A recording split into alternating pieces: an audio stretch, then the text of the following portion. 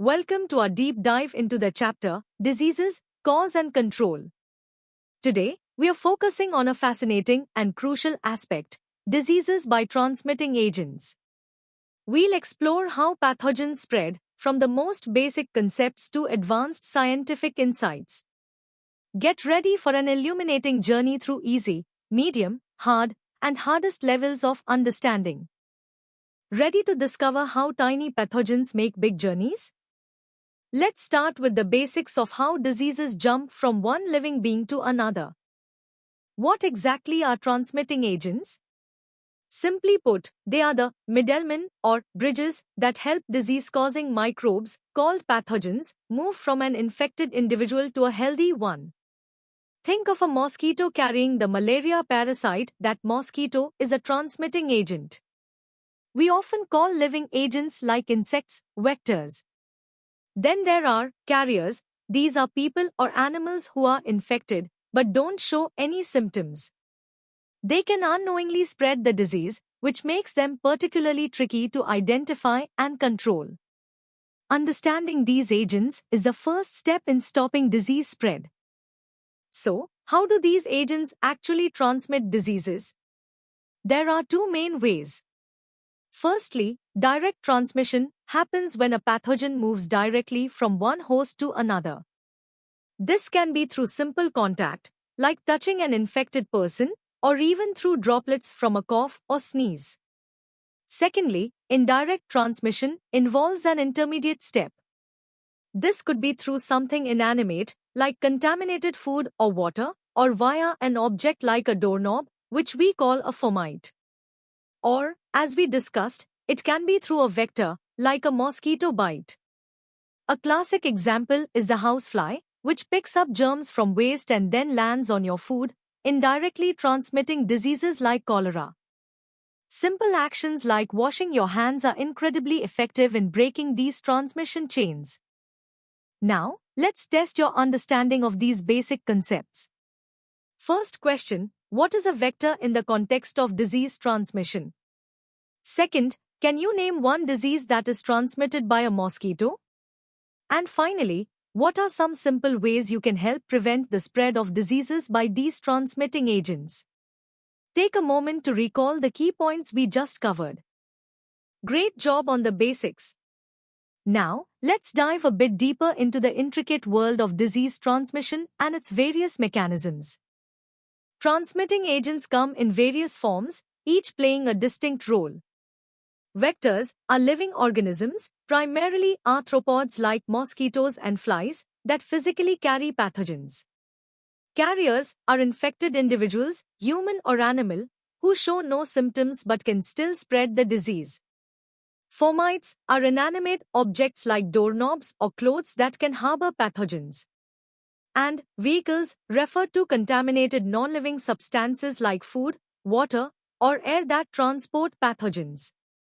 Understanding these specific categories is absolutely crucial for developing effective disease control strategies and breaking the chain of infection. The modes of transmission are incredibly diverse.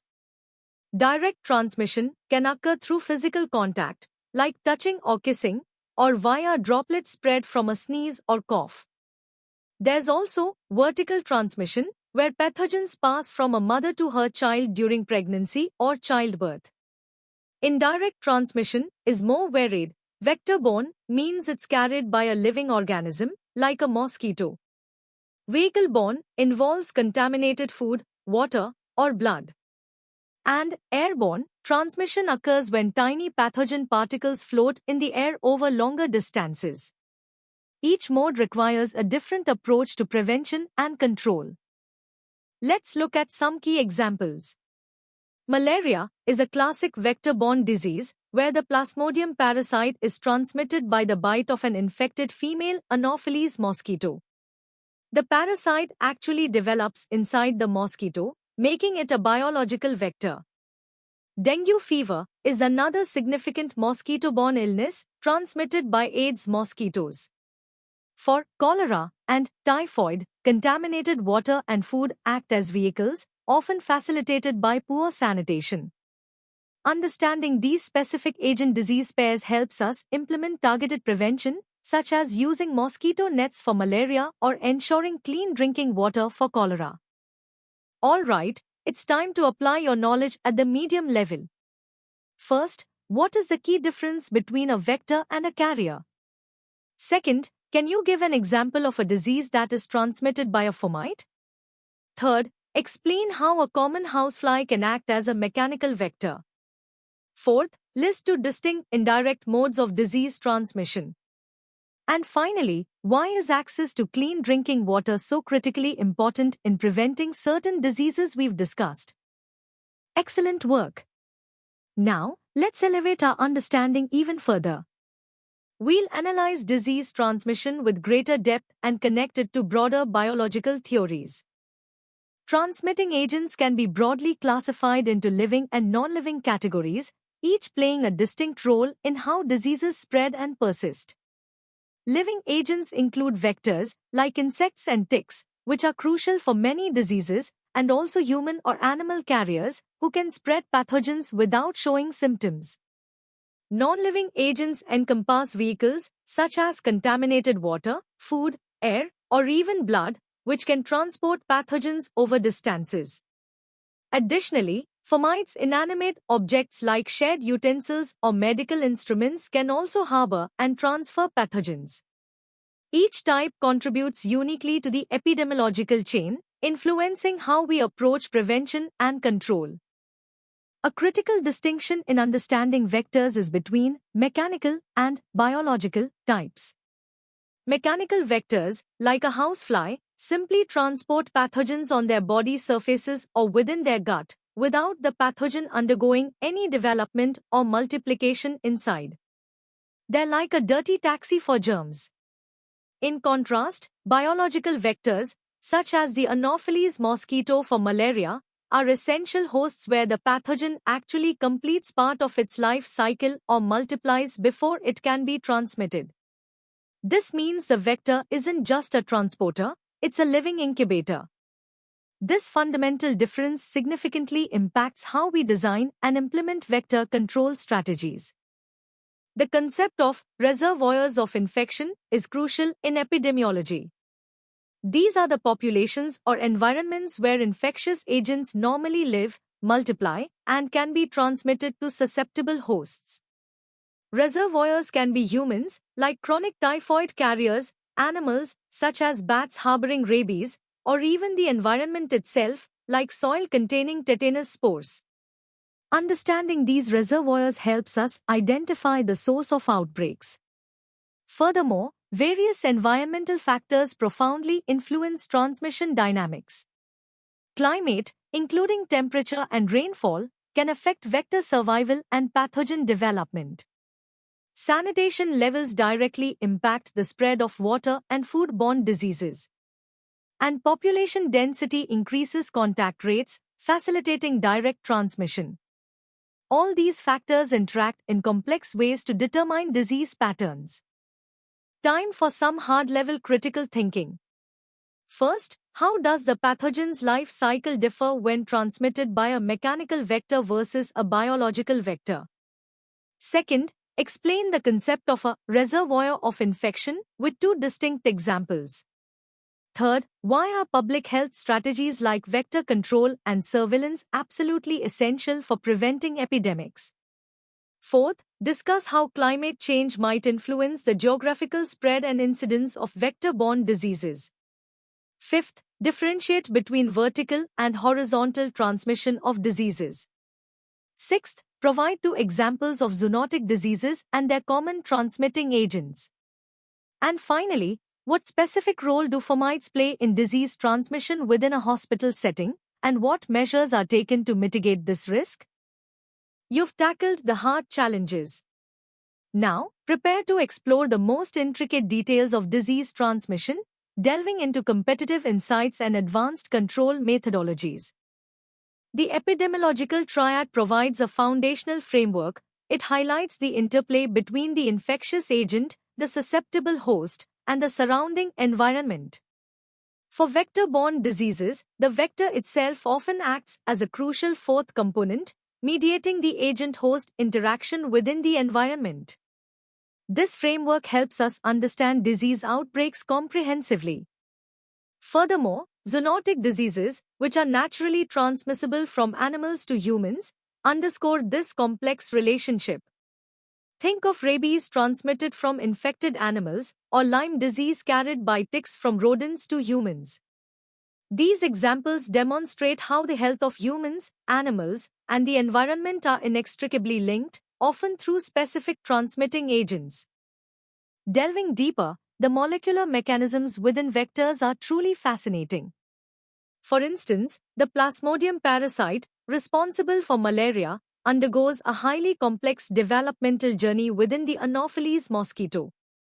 This involves invading specific gut cells, undergoing sexual reproduction, and then migrating to the mosquito's salivary glands, where it becomes ready for transmission to a human.